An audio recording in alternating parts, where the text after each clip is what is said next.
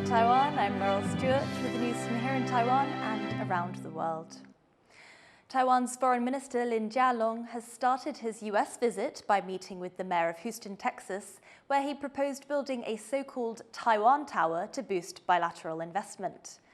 Lin says the Taiwan Tower project aims to provide one-stop services for both Taiwanese and American companies, deepening Taiwan-US relations, particularly in the economic and technology sectors.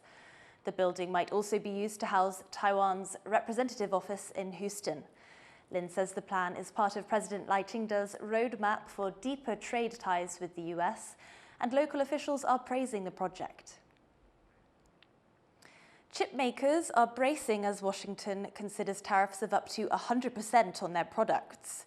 Officials expect what they call a good result for Taiwan, but the outcome is still uncertain. John Van Trieste reports. For Taiwan's semiconductor factories, a bump in the road could come any day now, maybe even any hour. The Trump administration says it could put tariffs of 25% to 100% on imported semiconductors. When the Trump administration put up its tariff plan for public comment, there were just 10 responses about chips.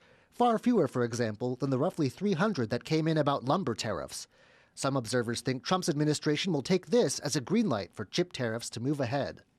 And it could get worse for Taiwan if Trump takes on a request from Seoul to exempt South Korean chips from levies. Details of a final decision may come from Washington this week, though when is hard to say. On top of this, the U.S. Department of Commerce plans to study the feasibility of ramping up domestic chip production to meet American needs. The whole situation could prove tough for a Taiwanese industry that relies on exports. 我们是业界，我们是跟着我们的客户走，布局上为了未来的一个很重要的一个立足啊，在台湾有很好的发展，有很好的 R&D， 有很好的根基了，但是我们却不得不向海外走。 Taiwan's government, though, seems optimistic. 我相信因为我们台湾的这个科技跟美国是互补的，所以特别是在晶片这个领域是这个样，所以我相信我们能够这个谈出一个对台湾比较好的一个结果。 But for now, everything is up in the air for an industry that just prior to Trump's election had predicted production value would grow 16.5% in 2025, breaking $192 billion US. 因为现在的环境是非常动态在发展，那我们也是动态在这个模拟。 Taiwan's chip makers may soon need to reevaluate this year's prospects and work out strategies to mitigate the impact of whatever tariffs the U.S. decides on. Andy Xue and John Van Trieste for TaiwanPlus. The majority of people in Taiwan think spending more on defense is a good thing.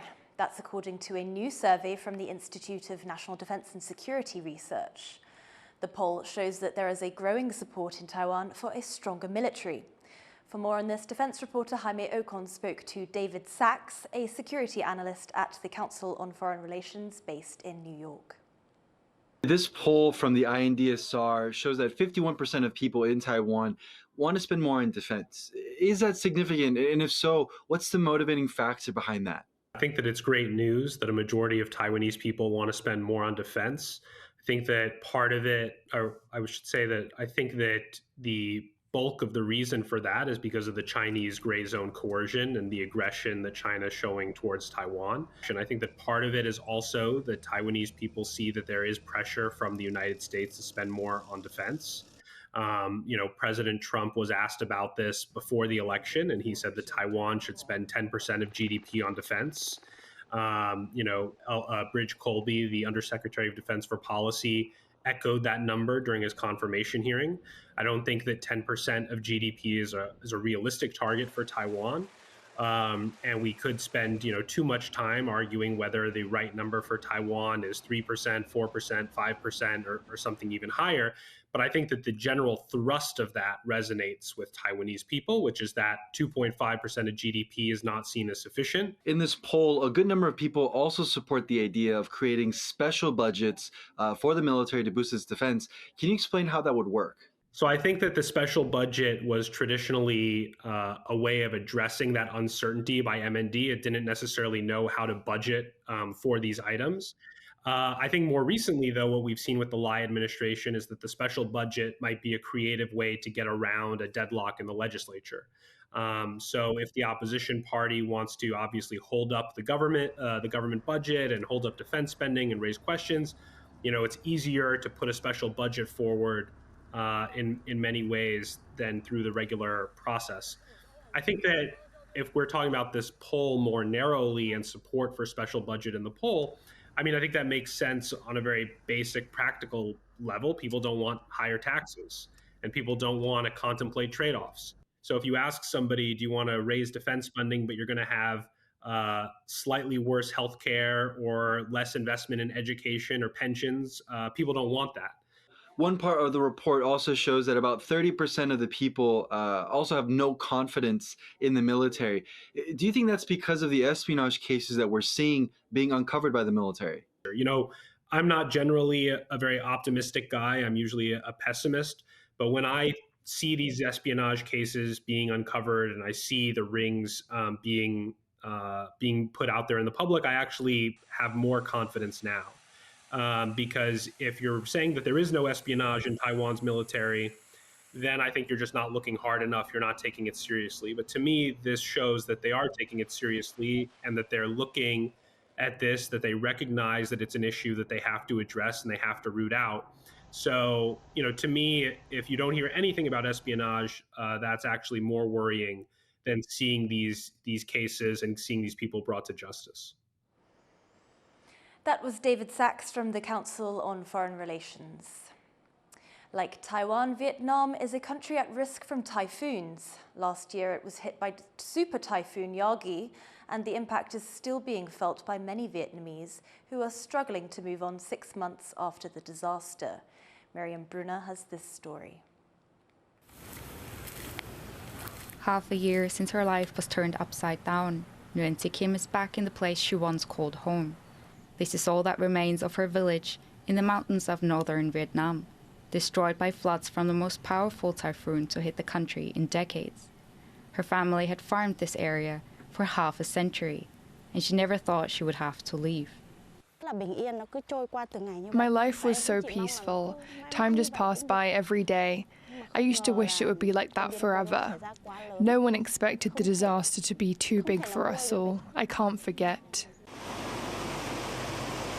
Super Typhoon Yagi swept across Vietnam in September last year, killing at least 250 people and devastating the country's infrastructure. Nguyen Thi Kim's village was among the most affected. When the storm had passed, the area was deemed unsafe. Residents were advised to rebuild elsewhere and offered an alternative site. Though Kim and her neighbors have re-established their community, there's still a lot that worries them. It's really safe now, but I am still very panicky whenever the wind and the rain come. I am very, very panicky. A fear that experts say is not unfounded. Predicting absolute safety in geology is actually very difficult because the Earth is changing slowly. Natural geological phenomena are also changing. The villagers want their lives to return to normal, but climate change continues to pose a challenge. With more frequent rains across the region and the remaining threat of floods. We want to follow our traditions, but if it's not safe to do so any longer, we need to change. Displaced and still distraught, Nguyen Thi Kim and her neighbors are just several of millions of people here having to live with the impact of global warming, wanting to rebuild, but anxious that without a permanent solution, what lies ahead could again be gone in a flash. John Su and Miriam Brunner for TaiwanPlus. Thank you for watching What's Up Taiwan. Finally today, let's take a look at people celebrating the April Spring Festival in Spain. I'm Laurel Stewart. Take care and see you next time.